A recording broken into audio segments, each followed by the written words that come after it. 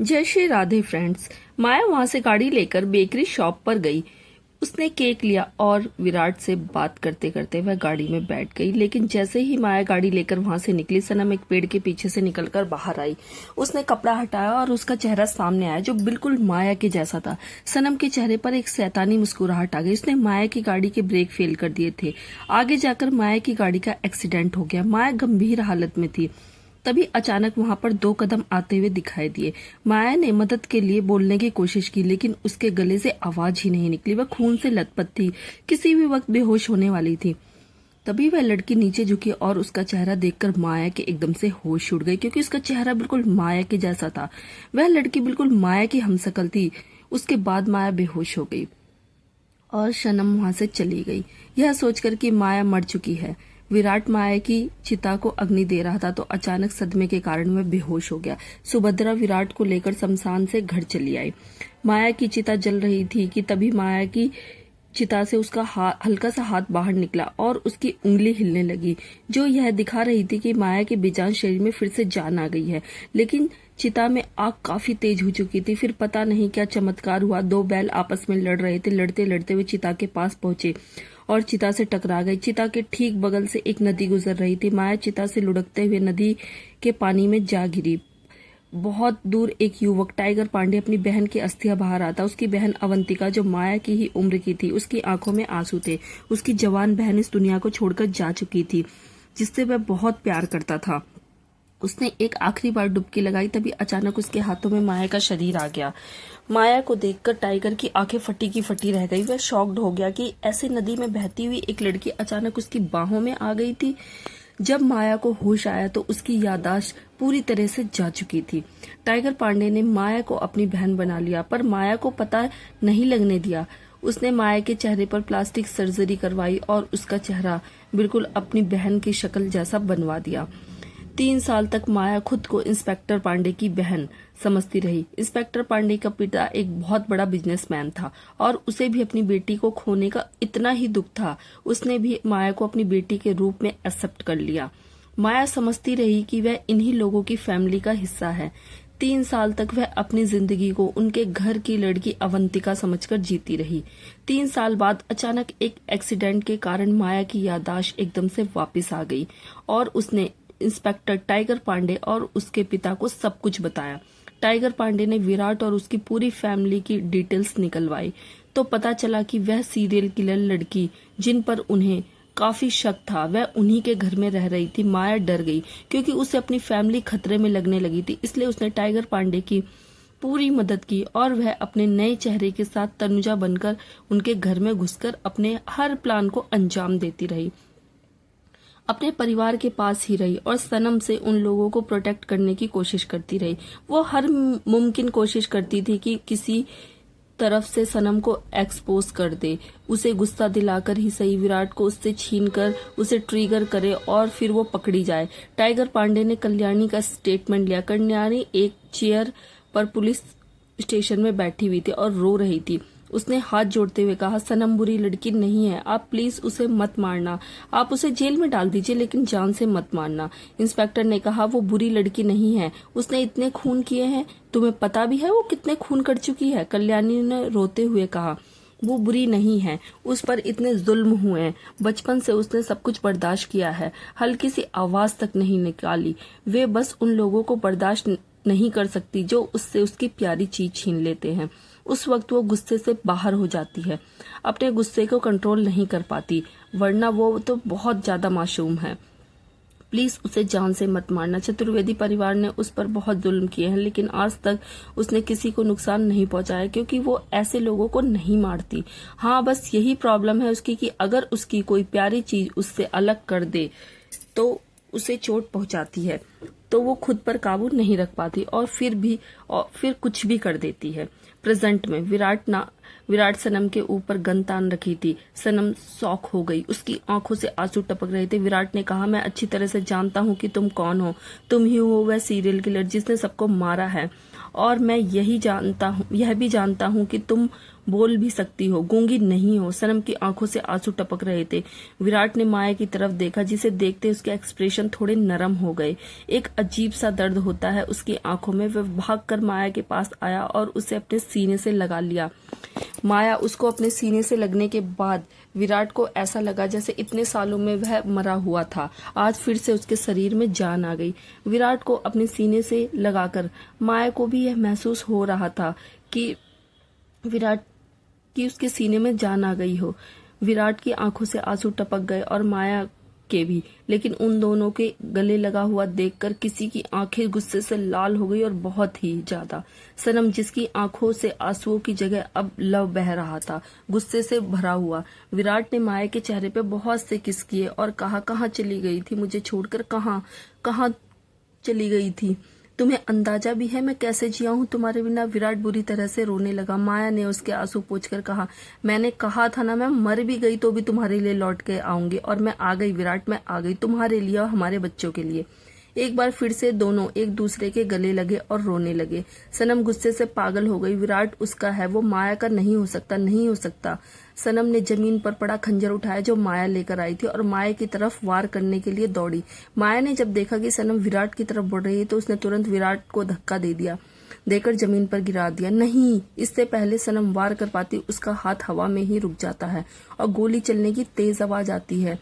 माया, विराट सब शौक थे। तभी सनम घुटनों के बल पीछे की तरफ गिर जाती है। इंस्पेक्टर उसके साथ एक बुजुर्ग आदमी खड़ा था। वह आदमी कोई और नहीं जिससे माया फोन पर अक्सर बात करती थी, वही होटल रूम में मिलने आती थी, जिसे वह अपना पिता मानती थी। टाइगर ने अभी अभी सनम पर गोली चलाई थी। सनम जमीन पर गिर चुकी थी, चाकू भी उसके हाथ से टूट गया था। विराट जमीन से खड़ा होकर माया के पास आया और दोनों सनम को देखने लगे। सनम रे विराट की तरफ अपना हाथ बढ़ाया और उसकी आंखों से आंसू टपक गए। तुम मेरे हो विराट, विराट तुम मेरे हो। विराट ने सनम से इतना कहा, नहीं, मैं सिर्फ अपनी माया का हूँ, सिर्फ उसका, सिर्फ मुझ पर सिर्फ उसी का अधिकार है और किसी का नहीं। सनम की आंखें गुस्से से लाल हो गई। वह जानती थी कि वह क्या करने वाली है। किसी भी वक्त वह मरने से पहले उसे इतना कहा, माया तूने मुझे हरा दिया, मैं हार गई, मगर जाते जाते मैं तुम्हारी सबसे प्यारी चीज तुम्हें दोनों से हमेशा के लिए अलग कर दूंगी। Goodbye. ये बोलकर सनम जमीन पर मुंह के बल गिर गई। उसकी आंखें खुली रह गई और सांसें रुक गई। टाइगर और वो आदमी भागकर आए। माया और विराट सनम को देख रहे थे। क्या मतलब था इसकी सबसे प्यारी चीज अलग कर देगी? क्या, किसकी बात कर रही थी? माया अपने पापा और भाई के पास गया, उन्हें हक किया। वो सब घर लौट आए। एक और बॉम्ब उनके ऊपर फटा। सारे हवलदार और खुशी बेहोश थे और अकाय गायब था। अकाय कहाँ गया? कहाँ? विराट और माया शॉक हो गए। टाइगर और विराट ने अपनी जी जान लगा दी उन्हें अकाय को, लेकिन फिर भी अकाय का कोई पता नहीं चला। माया दिल खोलकर रो चुकी थी, पर उसने अपना बच्चा दोबारा नहीं मिला। आखिर क्या किया सनम ने उसके साथ? कहाँ गया अकाय? इतना ढूंढने के बाद भी सबने अकाय के मिलने की उम्मीद खो दी थी। अब इस चीज को पूरे 2 साल बीत चुके थे। हॉस्पिटल के वार्ड का दरवाजा खुला। खुशी और विराट अंदर आए। माया हॉस्पिटल के बेड पर थी और उसके बगल में 2 प्यारे बच्चे थे। माया ने 2 प्यारे बच्चों को जन्म दिया था, एक लड़का और एक लड़की, दोनों जुड़वा बच्चे थे। विराट और खुशी ने बच्चों को अपनी गोद में उठाया। खुशी अपनी मम्मा के पास आकर बोली, आप ठीक तो हो ना मम्मा? ये बहुत प्यारे हैं, थैंक यू। माया मुस्कुराई और खुशी को हक कर लिया। विराट ने भी माया की खुशी के साथ एक हक करा। जल्दी ही सबको घर लेकर आए और कुछ वक्त बाद बच्चों का बर्थडे आया। घर में पार्टी थी, पर माया एक बालकनी में उदास खड़ी थी। विराट पीछे से माया के पास आया और पीछे से उसे हक कर लिया। माया पलटी, उसकी आंखों में आंसू थे। विराट जानता था कि ये आंसू क्यों हैं। उसने कहा, बस करो माया, और कितना आंसू बहाओगी? जो हुआ उसे किस्मत समझकर हमें भूलना होगा। अकाय अगर जिंदा होता तो मिल जाता। 3 साल से पागलों की तरह पूरे देश में ढूंढ चुके हैं उसे। माया विराट के सीने से लगकर बोली, मेरा दिल बेचैन हो रहा है विराट, मेरा बच्चा पता नहीं कहाँ होगा। विराट माया को अपनी बाहों में समेट लेता और कहता है, चलो हमारे बच्चों के केक कटिंग का टाइम हो गया है, सब हमारा वेट कर रहे हैं। माया ने आंसू पोंछकर विराट की तरफ देखा। विराट ने हल्का सा मुस्कुराया और माया के माथे पर किस किया। दोनों उसके बाद पार्टी में चले गए। बच्चों को ढेर सारी बधाइयां मिली, आशीर्वाद मिले और इसी के साथ पार्टी खत्म हुई। विराट और माया अपने तीनों बच्चों के साथ हंसी खुशी दिन गुजारने लगे, लेकिन अकाय की कमी विराट और माया को हमेशा खलती रही। आखिर वो उनका बच्चा था। माया का दिल बस एक दुआ करता था, उनका बच्चा जहां हो बस सेफ हो। कुछ वक्त बाद दूर कहीं किसी लैब में एक छोटे से बच्चे को, करीब 9-10 साल के बच्चे को एक शीशे में कैद कर रखा था। बेड पर लिटाया गया था, उसे बांध कर रखा गया था। फिर एक सफेद कपड़े से ढका हुआ इंसान आया और उसे एक इंजेक्शन दे दिया। कुछ सेकंड में उसे बच्चे का पूरा शरीर जोर जोर से कांपने लगा, उछलने लगा। लगातार उसे मॉनिटर किया जा रहा था। देखकर लग रहा था कि उस बच्चे पर किसी तरह का कोई एक्सपेरिमेंट हो रहा था। वो बच्चा कुछ देर तक तड़पता रहा, फिर शांत होकर बेहोश हो गया। उसकी नाक से खून निकलने लगा। उस बच्चे ने बेहोशी में की हालत में बस एक ही नाम लिया, मम्मा। एक नई शुरुआत। पहाड़ियों के एक इलाके में काफी ठंड थी। मनाली के एक घर के कमरे में आन्या बिस्तर में आराम से सो रही थी, बड़े सुकून से। उसके होठों पर हल्की सी मुस्कान थी। उसने ब्लैंकेट ओढ़ रखा था। झरोखे से ठंडी हवा आ रही थी। खिड़की पर लटक रही छोटी छोटी घंटियां बड़ी मधुर आवाज पैदा कर रही थी। खिड़कियों के दरवाजे भी उड़ रहे थे। अन्या की आंखें धीरे धीरे खुलती, फिर वो उठकर बैठ जाती और अपने हाथ पैरों को आपस में जोड़कर प्रार्थना करती। अन्या 24 साल की एक बेहद खूबसूरत लड़की थी। उसके चेहरे पर ग्लो बिल्कुल रात में चांद की रोशनी जैसा और सुबह सूरज की धूप जैसा लगता था। अन्या सुबह सुबह उठकर भगवान को याद करती थी। ये उसकी बचपन से ही हैबिट थी। उसने कुछ देर प्रार्थना करने के बाद हाथ मसले, फिर अपने चेहरे पर घुमाकर हल्का सा मुस्कुराए। फिर वह कुछ देर ऐसे ही बैठी रही। फाइनली उसके कमरे में किसी की एंट्री हुई। एक और लड़की जो उसी की उम्र की थी, जिसका नाम था चंचल। चंचल अपने नाम की ही तरह चंचल थी। वो भी खूबसूरती में कम नहीं थी। उसने अंदर जाकर आन्या से कहा, गुड मॉर्निंग मैडम, अब आपकी सुबह हो गई तो जल्दी से तैयार हो जाइए, वर्कआउट करने के लिए। हमें जिम भी जाना है, उसके बाद कॉलेज के लिए भी निकलना है। याद है ना, आज हमारा कॉलेज में आखिरी दिन है और आज फाइनल हमें पोस्ट ग्रेजुएशन की डिग्री मिल जाएगी, फिर अपने घर के लिए निकलना है। एक्साइट में तो बहुत रही होगी तुम अपने उनसे मिलने के लिए, है ना? यह सुनकर आन्या के चेहरे पर हल्की सी हंसी आ गई। उसने कहा, हाँ बहुत एक्साइटेड हूँ। आज फाइनली 3 साल पूरे हुए, अब घर जाने का वक्त आ गया है। वो मेरा इंतजार कर रहा होगा। आन्या ने अपने हाथ को बिस्तर पर आगे बढ़ाया और जैसे ही सामने बैठी लड़की को टच करने की कोशिश कर रही थी, आन्या के हाथ को अपने हाथ में पकड़कर चंचल उसके पास आकर बैठ गई। जी बिल्कुल, आन्या देख नहीं सकती थी। वह बहुत खूबसूरत थी, लेकिन अंधी थी। चंचल मुस्कुराकर बोली, देख सकती हूँ मैं कि तू कितनी एक्साइटेड है उनसे मिलने के लिए। तेरे होठों की मुस्कान जाने का नाम ही नहीं ले रही। इस पर आन्या थोड़ा ब्लश करते हुए बोली, तू भी ना मुझे छेड़ने का एक मौका नहीं छोड़ती। चलो अब फटाफट मुझे तैयार कर दो, फिर चलते हैं वर्कआउट करने के लिए। चंचल ने मुस्कुराकर कहा, ठीक है, जल्दी से जाकर तैयार हो जाओ, मैं यहीं पर तुम्हारा इंतजार कर रही हूँ। उसके बाद आन्या बिस्तर से खड़ी हुई, बिस्तर के अगल बगल में लगी हुई अपनी छड़ी को ढूंढा और फिर अपने हाथ में लेकर सामने चेयर पर प्रेस करके रखे हुए अपने वर्कआउट के कपड़े उठाती है और फिर बाथरूम में चली जाती है। चंचल चुपचाप वहां पर बैठी रही। उसने गहरी सांस ली, टेबल की तरफ देखा। उसकी और आन्या की 3 साल पहले की तस्वीर रखी हुई थी, जिसे देखकर वो मुस्कुरा दी। आन्या जो अब इतनी परफेक्ट, फिट एंड फाइन लग रही है। इस वक्त आन्या का वजन तकरीबन 48 के करीब है, लेकिन उस एक वक्त था जब आन्या मनाली आई थी तो उसका वजन लगभग 100 किलो से भी ऊपर था। वह एक सूमो पहलवान की तरह लगती थी, मगर आज एक प्रिंसेस की तरह लग रही है और उसके पीछे चंचल ने बहुत मेहनत की है। थोड़ी देर बाद चंचल और आन्या जिम में मौजूद थे। आन्या भले ही देख नहीं सकती थी, लेकिन पिछले 3 साल में उसने अपनी जिंदगी का सबसे ज्यादा वर्कआउट किया, सिर्फ अपना वजन कम करने के लिए ही नहीं, क्योंकि वह एक इंसान को सरप्राइज देना चाहती थी।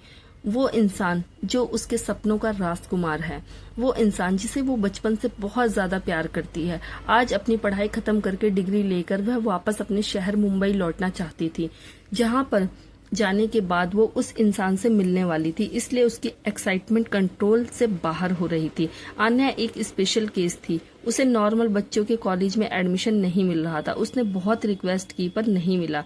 फिर पता नहीं एक दिन अचानक खुद ही उसे कॉलेज से कॉल आया और उसका एडमिशन हो गया। ये सब शॉकिंग था, पर आन्या बहुत खुश थी। फटाफट अन्या ने अपने वर्कआउट को कंप्लीट किया। तकरीबन 2 घंटे जिम में मेहनत करने के बाद जब वह पसीना पसीना हो गई तो चंचल के साथ वापस घर लौट आई। अन्या तैयार हुई, फिर दोनों कॉलेज की तरफ चलने लगे। चंचल अन्या का हाथ पकड़ के रास्ते पर चल रही थी। वो लोग कॉलेज के करीब पहुंचे तो कॉलेज के कुछ बच्चे कॉलेज के अंदर जा रहे थे तो कुछ बच्चे बाहर आ रहे थे। कुछ लड़कों ने तो चंचल और अन्या की तरफ देखकर हाथ भी हिलाया। चंचल ने भी वापस हाथ हिलाया, शायद उसके क्लासमेट या उसके फ्रेंड्स थे। उसके बाद चंचल ने अन्या से कहा, हम यहाँ से आज चले जाएंगे लेकिन कॉलेज और फ्रेंड्स यह दिन काफी याद आएंगे, है ना? अन्या ने मुस्कुराकर कहा, हाँ याद तो आएंगे मगर इतने भी नहीं, क्योंकि मेरे बेस्ट फ्रेंड तो मेरे साथ ही जा रही है। इसके अलावा मुझे यहाँ और कोई चीज इम्पोर्टेंट नहीं है। इस पर चंचल मुस्कुरा देती है। अन्या ने चंचल से कहा, थैंक यू चंचल। चंचल थोड़ा हैरान होकर बोली, थैंक यू किस लिए? अन्या ने कहा, 3 साल पहले तुम अनजाने में एक ही दूसरे से मिल गए, फिर कब हमारी दोस्ती हुई और हम एक दूसरे के बेस्ट फ्रेंड बन गए पता ही नहीं चला। इन 3 सालों में तुमने मेरी बहुत मदद की। अगर मेरे वेट को मैनेज करने में तुमने मुझे सहारा ना दिया होता तो आज मैं पहले इतनी फिट नहीं हो पाती। तभी एक लड़का वहां पर आकर गुलाब के फूल को अन्या की तरफ बढ़ाकर बोला, hello beautiful, this is rose for you. आपसे कम ब्यूटीफुल है लेकिन प्लीज एक्सेप्ट इट। अन्या थोड़ी हैरान हो गई। चंचल ने उस रोज को पकड़ते हुए कहा, ओह हेलो, दफा हो जाओ यहाँ से। यह बोलकर वह रोज चंचल ने उस लड़के के ऊपर फेंक दिया। वह लड़का मुंह बनाकर वहां से चला गया। अन्या ने गहरी सांस लेकर कहा, तुम भी ना, बेचारा कितना प्यार से रोज लेकर आया था। उस पर चंचल ने आंखें रोल करते हुए कहा, कम ऑन अन्या, जिस वक्त तुम 100 किलो से ऊपर की थी तुम्हें कोई देखता तक नहीं था, तुम्हें बुली तक कह देते थे। आज तुम 48 की हो गई हो तो बहुत खूबसूरत लग रही हो। सब गुलाब दे रहे हैं, इनका प्यार तुमसे नहीं तुम्हारी बॉडी से है, समझी? और ऐसे दोगले इंसानों को मैं तुम्हारे आसपास भी भटकने नहीं दूंगी। इस पर अन्या हंस देती है और कहती है, तो सच में मेरी बेस्ट फ्रेंड है। दोनों आगे बढ़ने लगी। चंचल ने अन्या से कहा, वैसे अन्या, आज जब तू अपने उस लवर से ऐसी हालत में मिलेगी तो क्या वह तुझे देखकर हैरान नहीं हो जाएगा? I mean, अब आखिरी बार जब उसने तुम्हें देखा था तो तुम मोटी भैंस लगती थी, अब तुम्हें देखेगा तो कॉमा में ही चला जाएगा। यह सुनकर अन्या खुश हुई, पर अगले ही पल उसकी खुशी उदासी में बदल गई। उसने कहा, लेकिन उसका रिएक्शन देखने के लिए मेरे पास आंखें ही नहीं हैं। अचानक अन्या की बात सुनकर चंचल की मुस्कान भी गायब हो गई। उसने अन्या के कंधे पर अपना हाथ लपेटकर उसने अपने करीब लाते हुए कहा, चिंता क्यों कर रही है? वो अगर तुझसे प्यार करता है तो उसे क्या ही फर्क पड़ता है तुम्हारे वजन से या तुम्हारे अंधा होने से? वो तुम्हें रियलाइज करवा ही देगा, इसलिए टेंशन मत लो। तभी चंचल का फोन बजने लगता है। चंचल अपने फोन को लेकर बोली, अरे बाप रे, डैड का फोन आ रहा है, रुको मैं बात करके आती हूँ, यहीं पर खड़ी रहना, हिलना मत यहाँ से, ओके? अन्या हाँ में सर हिला देती है और अपनी छड़ी लेकर वहीं पर खड़ी रहती है। अन्या ने खूबसूरत सा फ्रॉक पहन रखा था जो बहुत ज्यादा खूबसूरत लग रहा था, बारबी डॉल की तरह, और मासूमियत तो उसके चेहरे पर इतनी ज्यादा थी कि मानो टपक रही हो। चंचल साइड में फोन पर बात करने लगती है। अन्या चुपचाप वहीं खड़ी हो जाती है। तभी अचानक उसके पीछे से कुछ लड़के भागते हुए आते हैं। वो शायद मस्ती कर रहे थे, भाग रहे थे। आते जाते अचानक उनमें से एक का कंधा अन्या को लग जाता है और अन्या ट्रैक से बगल वाली सड़क पर जाकर गिरती है। लड़के उस पर कोई गौर नहीं करते और वो आगे भाग जाते। अन्या को काफी चोट लग गई थी और उसका हाथ छिल गया था। चंचल भी अभी थोड़ी ही दूर पर फोन पर बात कर रही थी और अन्या की तरफ पीठ करके खड़ी हुई थी। अन्या जैसे तैसे करके अपनी छड़ी ढूंढती है जो सड़क पर गिर गई थी। वह यहाँ वहाँ हाथ मारती है लेकिन छड़ी थोड़ा दूर गिरी थी, इसलिए अन्या सरकती हुई थोड़ा आगे बढ़ती है हाथ मारती हुई। तो फाइनली सड़क के बीच में उसे अपनी छड़ी मिल जाती है। वो अपनी छड़ी लेती है और जैसे तैसे करके जमीन से खड़ी होती है। तभी अचानक उसे कुछ सुनाई देता है, एक कार की तेज स्पीड, उसकी तरफ आने की आवाज। अन्या कुछ रिएक्ट कर पाती इससे पहले ही एक कार तेजी से आती है और अन्या से टकरा जाती है। दूसरी तरफ चंचल जब ये देखती है तो अचानक उसकी आंखें फट जाती हैं और उसकी जोर से चीख निकल जाती है, अन्या अन्या। अन्या सड़क पर गिरी हुई थी, उसके सर से निकलने वाला खून सड़क पर बहने लगा। चंचल भागकर अन्या के पास जाती है और उसे अपनी बाहों में उठा लेती है। अन्या अन्या अन्या, क्या हुआ तुम्हें? अन्या अन्या, होश में आओ। अन्या बेहोश हो चुकी थी। धीरे धीरे वहां पर स्टूडेंट की भीड़ लग जाती है। चंचल ने चिल्लाकर कहा, समबडी हेल्प मी प्लीज। कुछ लोग फ्रेंड्स, आप लोग कंफ्यूज हो रहे होंगे कि ये नए किरदार कौन है, पुराने कहाँ गए। तो मैं बता दूं, ये अगली जनरेशन है और आगे बढ़ते जाओगे तो सब क्लियर हो जाएगा। बस स्टोरी सुनते जाओ, सब क्लियर हो जाएगा, सब समझ में आ जाएगा। तो अब स्टोरी पर चलते हैं। चंचल आन्या को लेकर हॉस्पिटल पहुंचती है। आन्या अस्पताल के बिस्तर पर बेहोश पड़ी हुई थी। डॉक्टर उसका इलाज कर रहे थे। वार्ड के बाहर चंचल थोड़ा डेस्परेशन में इधर उधर चक्कर काट रही थी, अपने हाथों को मसल रही थी। उसके चेहरे पर चिंता और घबराहट साफ नजर आ रही थी। थोड़ी देर में डॉक्टर वार्ड से बाहर निकल आए और चंचल ने तुरंत पूछा, डॉक्टर आन्या आप कैसी है? डॉक्टर ने जवाब दिया, अब ठीक है, शुक्र है ज्यादा चोट नहीं आई, मगर सर पर थोड़ी चोट लग गई है, ज्यादा सीरियस नहीं है, इलाज हो जाएगा, थोड़ी ही देर में उसे होश में आ जाएगा। इतना बोलकर डॉक्टर चला जाता है और चंचल को राहत की सांस आती है कि आन्या ज्यादा सीरियस नहीं है। आन्या अपने बिस्तर पर लेटी हुई थी। चंचल उसके बगल में आकर बैठ जाती है। कुछ देर तक वह वहीं बैठी रही, उसका इंतजार करती रही, उसके होश में आने का इंतजार करती रही। कुछ देर बाद धीरे धीरे आन्या की पलकों में हरकत होने लगती है और उसकी पलकें धीरे धीरे खुलने लगती है। अचानक आन्या को अपनी आंखों के सामने कुछ धुंधला सा दिखाई देने लगता है। पहली बार इतने सालों बाद उसने अपनी आंखों के सामने लाइट्स नजर आती है। अंधेरा नजर नहीं आता, बल्कि कुछ रोशनी सी नजर आती है। आन्या अपनी पलकों को कई बार झपकाती है।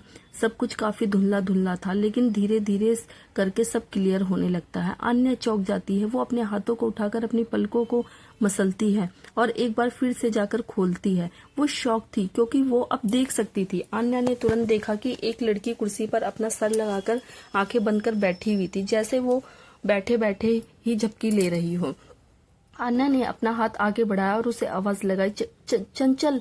चंचल ने अपनी आंखें खोली और देखा कि आन्या को होश आ गया है, तो वो एकदम से शॉक हो गई। उसकी आंखों में चमक आ गई थी। उसने तुरंत आन्या के हाथ को अपने हाथों में पकड़कर कहा, Aanya, oh my God, thank God कि तुम्हें होश आ गया। अब कैसी हो तुम? और मैं भी डॉक्टर को बुलाकर लेकर आती हूँ। चंचल उठकर जाने ही लगते कि आन्या ने उसका हाथ पकड़ लिया। चंचल लुककर उसकी तरफ देखने लगी तो आन्या ने कहा, चंचल, चंचल, मैं देख सकती हूँ, आई कैन सी यू, मैं देख सकती हूँ, मैं सब कुछ देख सकती हूँ। यह सुनकर चंचल की आंखें एकदम बड़ी हो गई। वह शॉक होकर खड़ी रह गई। कुछ सेकंड तो वह कुछ बोल ही नहीं पाई और फिर तुरंत होश में आकर डिसबिलीव के साथ बोली, oh my God, seriously? Aanya, क्या तुम सच में मुझे देख सकती हो? क्या तुम सब कुछ देख सकती हो? सच में सब कुछ देख सकती हो? आन्या की आंखों में खुशी की नमी और होठों पे बड़ी सी मुस्कुराहट के साथ आन्या ने हाँ में अपना सर हिलाते हुए बोला, हाँ, मुझे सब दिखाई दे रहा है, मैं देख सकती हूँ, मैं सब कुछ देख सकती हूँ। चंचल चंचल जब यह जानती है कि उसकी खुशी का ठिकाना ही नहीं है, वह जोर से आन्या को हक कर लेती है। दोनों एक दूसरे को हक कर लेते हैं और दोनों की आंखों से खुशी के आंसू टपकने लगते हैं। चंचल और आन्या अस्पताल की फॉर्मेलिटीज कंप्लीट करने के बाद, डिग्री कलेक्ट करने के बाद सीधा मुंबई एयरपोर्ट पर लैंड करती हैं। बाहर निकलते वक्त आन्या ने चंचल से कहा, Chanchal, are you sure? I mean, तुझे यह सब छुपाने की क्या जरूरत है? आन्या एक बार फिर से 100 किलो की मोटी भैंस लग रही थी और ऐसा इसलिए था क्योंकि आन्या ने किसी तरीके से अपनी बॉडी पर यह मेकओवर करवाया था। चंचल ने इसमें उसकी मदद की थी। आन्या ने कहा, मैं चाहती हूँ कि मैं उसे सरप्राइज दूं। जब मैं यहाँ से गई थी तो 100 किलो की लड़की थी और वो भी जो आंखों से देख भी नहीं सकती थी, लेकिन आज मैं अपने वेट को 3 साल तक इतनी मेहनत करके कम किया है और वो भी सिर्फ उनके लिए। और मैं अब देख भी सकती हूँ भगवान की दया से, पर मैं उसे शौक में देखना चाहती हूँ, उसे सरप्राइज देना चाहती हूँ। इस बात पर चंचल ने अपनी आंखें रोल करते हुए कहा, तुम्हारा भी कुछ समझ में नहीं आता। अपनी ट्रॉली लो। खिसकाते हुए वह लोग एयरपोर्ट से बाहर आए। चंचल का हाथ पकड़ते हुए आन्या ने कहा, मुझे बहुत नर्वसनेस हो रही है, दिल बहुत जोर से धड़क रहा है। वह यहीं कहीं मेरा इंतजार कर रहा होगा ना? चंचल ने हल्का सा मुस्कुरा दिया। पागल लड़की, कैसे बच्चों की तरह एक्साइटेड हो रही है? सच तो यही था कि आन्या को वाकई में काफी ज्यादा नर्वसनेस हो रही थी। आन्या चारों तरफ नजर मारकर उस इंसान को ढूंढने की कोशिश करती है जिसे देखने के लिए ना जाने वह कब से तड़प रही थी। उसकी आंखें बेचैन हो रही थी। आज कितने सालों बाद वह उसका चेहरा देखेगी। जब से उसकी आंखों की रोशनी गई है तब से लेकर आज तक उसने केवल उस इंसान को अपने ख्यालों में, अपने सपनों में ही देखा है। आज सालों बाद वह उसका चेहरा अपनी आंखों के सामने देखेगी तो उसे उसकी एक्साइटमेंट कंट्रोल ही नहीं हो रही थी, मगर वो काफी नर्वस भी हो रही थी। चारों तरफ नजर घुमाने के बाद भी उसे वो इंसान कहीं दिखाई नहीं दिया। चंचल ने कहा, क्या हुआ, तेरा मिस्टर हीरो अभी तक आया नहीं क्या? उसे पता तो है ना कि हम आज वापस लौटने वाले हैं और हमारी फ्लाइट लैंड हो चुकी है। ये सुनकर आन्या ने बताया, हाँ मैंने उसे वॉइस मैसेज भेजा था, यहीं कहीं होगा, अब तक तो आ भी गया होगा। सब जगह चेक करने के बाद भी आन्या को वो इंसान कहीं दिखाई दिया और ना ही उसके घर से उसे लेने के लिए कोई इंसान आया। यहाँ तक कि उसके नाम की कोई गाड़ी भी नहीं आई थी। चंचल आन्या से बोली, ऐसा लगता है जैसे तेरे घर से भी कोई भी तुझे लेने नहीं आया। ये कैसे हो सकता है? जब उसे पता चला कि तू आज आने वाली है तो कोई लेने क्यों नहीं आया अभी तक? आन्या ने कहा, मैं अभी एक काम करती हूँ, मैं खुद ही चली जाती हूँ। रात भी काफी ज्यादा हो गई है, हो सकता है कि उन लोगों को अभी तक मेरा कोई वॉइस मैसेज मिला ही ना हो कि मैं आज आने वाली हूँ। मैं खुद ही जाकर उन्हें सरप्राइज दे देती हूँ। चंचल ने कहा, सीरियसली अकेले? बिल्कुल भी नहीं, चलो मैं तुम्हें तुम्हारे घर तक छोड़ देती हूँ। हम लोग साथ में टैक्सी करके चलेंगे। आन्या ने कहा, नहीं चंचल, तुम्हारा घर मेरे घर के बिल्कुल अपोजिट डायरेक्शन में है, हम लोग साथ में कैसे जा सकते हैं? तुम घर के लिए निकलो, काफी देर हो गई, मैं अपने आप चली जाऊंगी, टेंशन मत लो, बस तुम ठीक से पहुंच जाना। चंचल ने कहा, आर यू श्योर? तुम्हें घर का रास्ता याद है? आन्या ने मुस्कुराकर कहा, हाँ बाबा, मुझे याद है घर का रास्ता और मैं ठीक ठाक पहुंच जाऊंगी। पहुंचने के बाद मैं तुम्हें कॉल भी करके बता दूंगी और तुम भी याद करके बता देना। चलो अच्छा, चलो फिर मिलते हैं बाद में। ये बोलकर दोनों एक दूसरे को हक करती हैं। उसके बाद चंचल पहले आन्या के लिए टैक्सी बुलाती है और फिर टैक्सी में बिठाकर उसे बाय करके निकल जाती है। चंचल भी अपने लिए टैक्सी बुक करती है और उसमें बैठकर अपने घर के लिए निकल जाती है। वह गाड़ी में बैठे बैठे अपने हाथों को आपस में जोड़े हुए उंगलियों को मसल रही थी।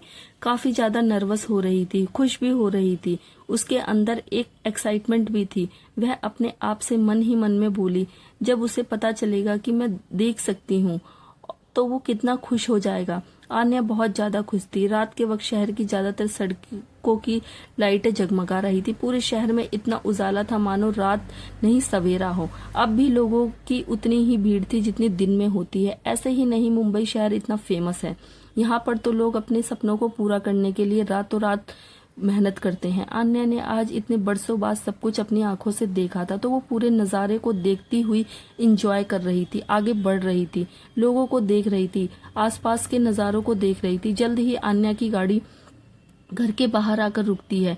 एक बड़ा सा बंगला जो बहुत ही खूबसूरत तरीके से सजाया हुआ था। आन्या टैक्सी से निकलती है और काफी हैरानी से बंगले को देखती है। ये बंगला उसका घर है, मगर आज उसे इस तरह से क्यों सजाया हुआ है? आज कुछ खास है क्या?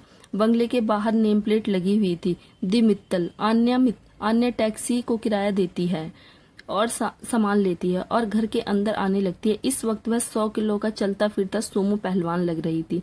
हालांकि ये सब मेकओवर किया गया था। उसने कंफ्यूजन में पूरे बंगले को देख रही थी जो लाइटों से जगमगा रहा था और बड़े खूबसूरत से सजाया गया था। काफी मेहमान भी आए हुए थे। आन्या अंदर जाती है और अंदर जाकर कुछ ऐसा देखती है कि उसके पैरों के नीचे से जमीन खिसक जाती है और उसके हाथ में पड़ा हुआ अपना ट्रॉली बैग छूट जाता है। आन्या बहुत ज्यादा शॉक हो जाती है और उसकी आंखें फटी की फटी रह जाती हैं। वह देखती है कि अंदर पूरा हॉल मेहमानों से भरा हुआ है। सामने स्टेज पर 2 इंसान खड़े हुए हैं। एक लड़का जो सूट बूट में बहुत ही ज्यादा हैंडसम लग रहा था और एक लड़की जो उसके बगल में गाउन पहनकर खड़ी थी और बहुत ज्यादा खूबसूरत लग रही थी। दोनों एक दूसरे को बाहों में बाहें डालकर खड़े थे और काफी ज्यादा खुश लग रहे थे। उस लड़के ने एक उंगली ली और उस लड़की की उंगली में अंगूठी पहनाई। सबने तालियां बजाई। फिर उस लड़की ने अंगूठी उस लड़के की उंगली में पहनाई और सबने फिर से एक बार तालियां बजाई, जबकि आन्या शौक होकर यह सब कुछ अपनी आंखों से देख रही थी। स्टेज पर खड़े 2 इंसान कोई और नहीं, उसके अपने थे। जो लड़की खड़ी थी वो उसकी छोटी बहन जिसका नाम रूपाली मित्तल, और बगल में जो लड़का खड़ा हुआ था मुस्कुरा रहा था और प्यार भरी नजरों से रूपाली को देख रहा था। वह था आन्या का इकलौता प्यार, जिसका नाम था यक्ष सक्सेना। यह देखकर आन्या की हैरानी का कोई ठिकाना ही नहीं रह गया था कि नक्श और रूपाली एक दूसरे से एंगेजमेंट कर रहे हैं। ये कैसे हो सकता है? नक्श ऐसा कैसे कर सकता है? वो भी उसकी बहन से एंगेजमेंट कैसे कर सकता है? यह सब कुछ आन्या के लिए काफी ज्यादा शॉकिंग था। आन्या को इतना बड़ा झटका लगता है कि उसकी सांसें तो जैसे रुक ही जाती हैं। आन्या की आंखें भर आती हैं और आंसू टपकने लगते हैं। स्टेज पर सब लोग कपल्स को बधाई दे रहे थे। नक्श और रूपाली मुस्कुराकर सबकी बधाइयां ले रहे थे। तभी अचानक नक्श की नजर दरवाजे पर पड़ती है और जब वह दूर खड़ी एक मोटी सी लड़की को देखता है तो वह थोड़ा चौंक जाता है। उसने एक्सपेक्ट भी नहीं किया था कि दरवाजे पर जो खड़ी थी वह आन्या थी। नक्श को दरवाजे की तरफ देखता हुआ पाकर रूपाली ने भी दरवाजे की तरफ नजर फेर ली और वह भी चौंक गई। आन्या को वहां देखकर उसकी आंखें हैरानी और गुस्से भरी चमक में बदल गई। कहीं ना कहीं एक शैतानी सी चमक भी थी। नक्श सबसे एक्सक्यूज लेता है और स्टेज से उतरने लगता है। रूपाली उसका हाथ पकड़ लेती है। नक्श रूपाली की तरफ देखता है तो रूपाली कहती है, क्या हुआ? कहाँ जा रहे हो? हमारी एंगेजमेंट है, सब लोग हमें बधाइयां दे रहे हैं, तो तुम मुझे अकेला छोड़कर क्यों जा रहे हो बेबी? नक्श ने थोड़ी नरम आवाज में कहा। रूपाली, मैं अभी आता हूँ। नक्श उसका हाथ छुड़वाकर स्टेज से उतरकर आन्या की तरफ चला जाता है। नक्श को अपनी तरफ आता देख आन्या तुरंत अपने आंसुओं को पोंछ लेती है और चेहरे को थोड़ा सा नॉर्मल कर लेती है और उसे ऐसे प्रिटेंड करती है कि जिससे वह अनजान हो, क्या हो रहा हो और क्या वो देख सकती है। मतलब कुछ नहीं करती, बस चुपचाप अपनी जगह पर खड़ी रहती है। जल्द ही नक्श आन्या के पास पहुंचकर उसे टच कर बोलता है, आन्या तुम यहाँ, तुम कब आई और तुमने मुझे बताया क्यों नहीं? आन्या सीधा नक्श के चेहरे की तरफ नहीं देखती ताकि उसे शक न हो कि वह देख सकती है। आन्या ने जवाब दिया थोड़ी नॉर्मल आवाज में, मैं तुम्हें वॉइस मैसेज भेजा था कि मैं आज आ रही हूँ, तुमने देखा नहीं शायद। नक्श ने तुरंत रियलाइज करते हुए कहा, आई एम रियली सॉरी, वो एक्चुअली थोड़ा बिजी था तो टाइम नहीं मिल पाया देखने का। आन्या ने चेहरे पर एक जज्बाती सी मुस्कुराहट के साथ कहा, कोई बात नहीं, वैसे काफी लोग आए हुए हैं आज घर पर, कुछ खास प्रोग्राम है क्या? कोई पार्टी वार्टी है क्या? नक्श को समझ नहीं आया कि वह क्या बोले। उसने सिर्फ इतना कहा, आन्या वो एक्चुअली। तभी अचानक रूपाली वहां पर आकर बोली, आन्या दीदी, फाइनली आप आ ही गई, वेलकम होम। आन्या अपनी जगह पर खड़ी रही। रूपाली आगे आई और आन्या को हक किया। हालांकि वह आन्या को बिल्कुल भी पसंद नहीं करती थी और उससे ज्यादा नफरत करती थी। सगी बहनें होने के बावजूद आन्या से सिर्फ रूपाली ही नहीं बल्कि उसका पूरा परिवार नफरत करता था। इसका भी एक रीजन था। रूपाली ने हक ब्रेक करके कहा, आप बिल्कुल सही टाइम पर आई हैं, अभी अभी मेरी और नक्श की एंगेजमेंट हुई है। नक्श थोड़ा चौंक गया। रूपाली के ऐसा बोलने से उसने एक्सपेक्ट नहीं किया था। आन्या कुछ रिएक्ट नहीं करती। रूपाली की बात सुनकर उसके दिल में जोरों से खंजर लगता है, लेकिन अपने दर्द को कंट्रोल करके वह चुपचाप खड़ी रही। उसने नक्श और रूपाली के चेहरे पर एक जबरदस्ती की मुस्कान के साथ कहा, कॉन्ग्रेचुलेशंस तुम दोनों को। रूपाली ने मुस्कुराकर कहा, थैंक यू सो मच दीदी। तभी वहां पर एक औरत और एक आदमी आए। वह दोनों नरेश मित्तल और कनिका मित्तल थे। कनिका ने आन्या से कहा, तुम इतनी जल्दी आ गई? आन्या ने थोड़ा हिम्मत करके कहा, वह मॉम मेरी डिग्री कंप्लीट हो गई थी तो मैं इस बात को पूरा होने से पहले ही। कनिका ने थोड़ी अनोइंग आवाज में लेकिन धीमी आवाज में कहा, अगर पूरी हो गई थी तो क्या, तुम वापस लौटकर क्यों आई? वहां पर नहीं रह सकती थी? तुम्हारा खर्चा तो हम भिजवा ही रहे थे ना, फिर क्यों आ गई वापस हमारी नाक में दम करने के लिए? आन्या चुपचाप खड़ी रही। अपने माता पिता से इस तरह की कड़वी बातें सुनने की आदत हो चुकी थी उसे। दर्द होता था लेकिन बर्दाश्त करने के अलावा उसके पास कोई और रास्ता नहीं था। नरेश ने एक गहरी सांस लिया और कहा, अब यहाँ पर खड़ी क्या हो? तुम्हारी छोटी बहन की एंगेजमेंट है, बहुत सारे मेहमान आए हुए हैं, आज उसका दिन है, खराब मत करो। जाओ, जाकर कमरे में बैठो और दरवाजा बंद कर लेना। आन्या बस चुपचाप अपना सर हिला देती है। वह अपना बैग लेती है और आगे बढ़ने लगती है।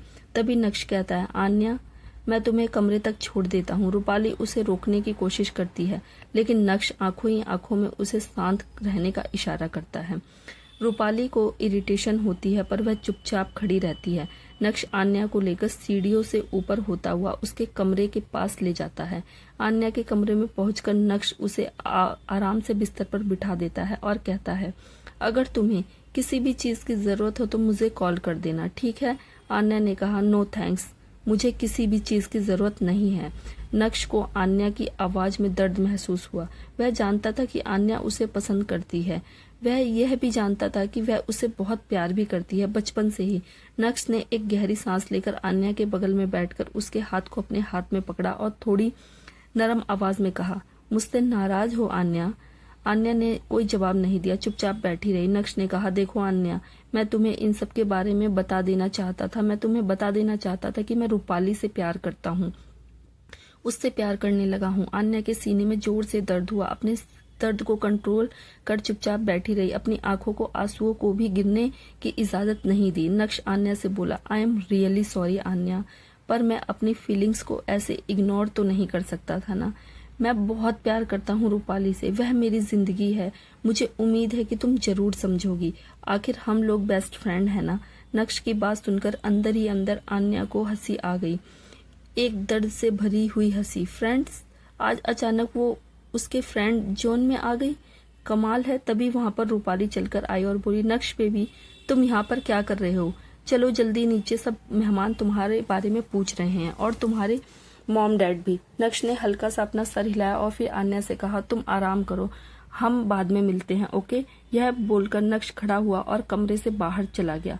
नक्श तो चला गया, पर रूपाली वहीं खड़ी रही। आन्या जमीन की तरफ देखती रही और चुपचाप अपनी जगह पर बैठी रही। अपने दर्द को कंट्रोल करने की कोशिश करती रही। उसे ऐसी हालत में देखकर रूपाली के होठों पर एक मुस्कुराहट आ गई। वह चलती हुई आन्या के पास आई और फिर उसके बगल में आराम से आकर बैठ गई। अपने हाथ में पहनी हुई हीरे की अंगूठी देखते हुए रूपाली ने मुस्कुराकर कहा, पता है आन्या, आज मैं बहुत खुश हूँ। तुम सोच भी नहीं सकती मैं कितनी ज्यादा खुश हूँ। आज फाइनली मुझे मेरा प्यार मिल गया। मैं कब से नक्श से प्यार करती थी पता है तुम्हें? तब से, जब से मुझे प्यार का मतलब भी नहीं पता। मैंने अपनी जिंदगी में सिर्फ और सिर्फ नक्श को चाहा है और उसे पाने की हर वो मुमकिन कोशिश की है जो मैं कर सकती थी। तुम्हारे आने के बाद जब नक्श तुम्हारी तरफ अट्रैक्ट हो गया ना, मुझे बहुत गुस्सा आता था, मुझे तुमसे नफरत होने लगी थी। आन्या चुपचाप अपनी बहन की बात सुनती रही। वो हैरान भी थी और शॉक्ड भी। रूपाली आन्या से बोली, पता है आन्या, हमारी जिंदगी में सब कुछ बहुत अच्छा चल रहा था, बहुत ही ज्यादा अच्छा, जब तक तुम हमारी जिंदगी में नहीं आई थी। तुम्हें आइडिया भी नहीं है कि मुझे कितनी ज्यादा नफरत है तुमसे, कितनी ज्यादा। इसके बाद रूपाली ने कुछ ऐसी बात कही जिससे आन्या के पैरों के नीचे से जमीन ही खिसक गई। तुम्हें याद है आन्या, 3 साल पहले कॉकटेल पार्टी में वो रात जहां तुम्हारा फायदा उठाया गया था किसी ने नशे की हालत में, वो रात तुम्हें एक अनजान आदमी के साथ गुजारी थी, वो मेरा ही प्लान था। यह सुनकर आन्या की आंखें फट गई और दिल की धड़कनें जैसे थम गई। रूपाली ने इतनी बड़ी बात आन्या से कही कि उसकी आंखें और मुंह दोनों खुला रह गया, पर फिर भी उसने रूपाली की तरफ नहीं देखा। उसे इतना हैरान देखकर रूपाली मुस्कुराई और बोली, क्या हुआ, हैरान हो गई ना? तुम्हें पता है ना आन्या, मैं तुम्हारे साथ ये सब बिल्कुल नहीं करना चाहती थी, लेकिन मुझे करना पड़ा क्योंकि मैं नक्श से बहुत प्यार करती हूँ।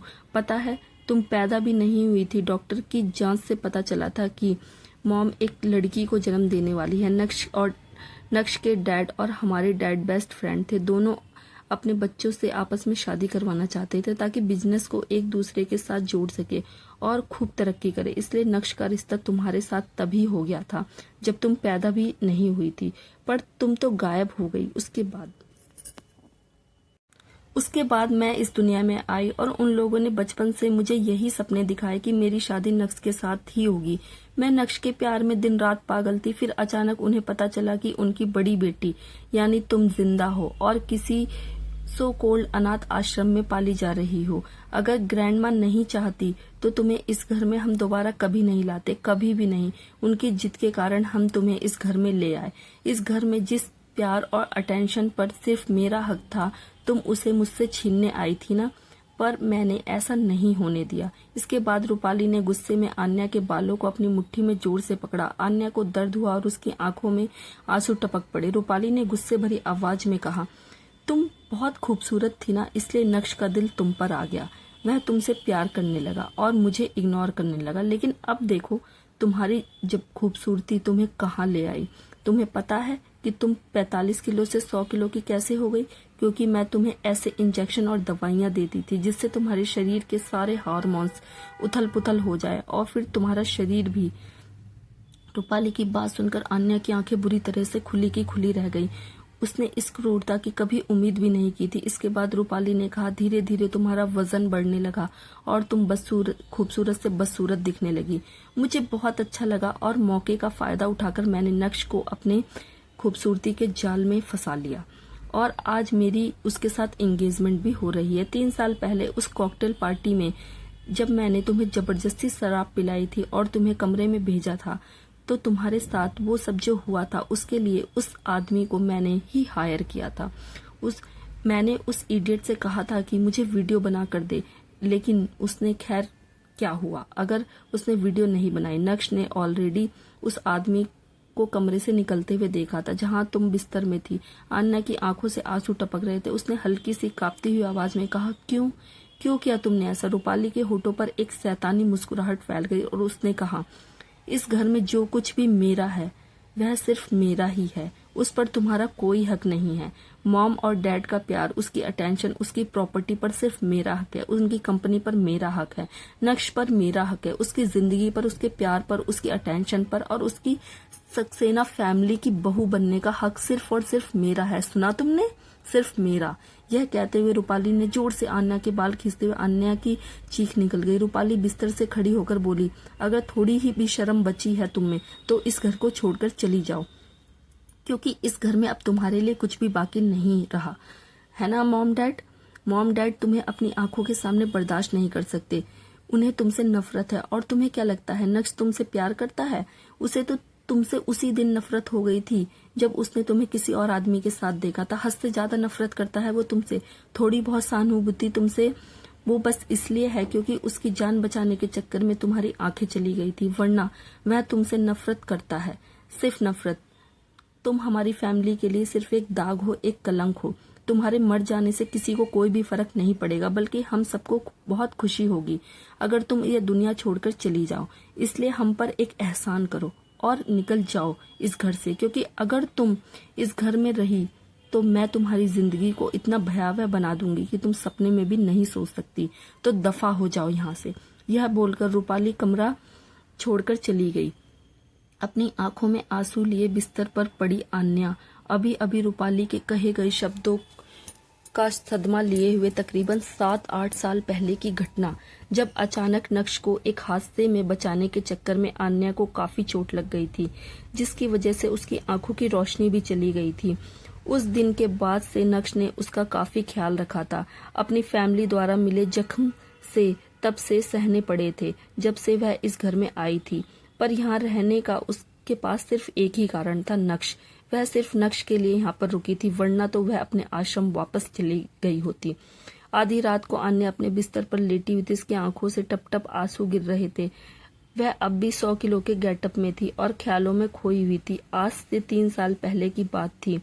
एक कॉकटेल पार्टी चल रही थी। लोग फुल मस्ती कर रहे थे, नाच रहे थे, झूम रहे थे। उन्हीं के बीच एक थोड़ी सी डरी सहमी 100 किलो की लड़की खड़ी थी। मोटे मोटे गाल, चेहरा बेहद खूबसूरत लेकिन मोटापे से भरा हुआ था।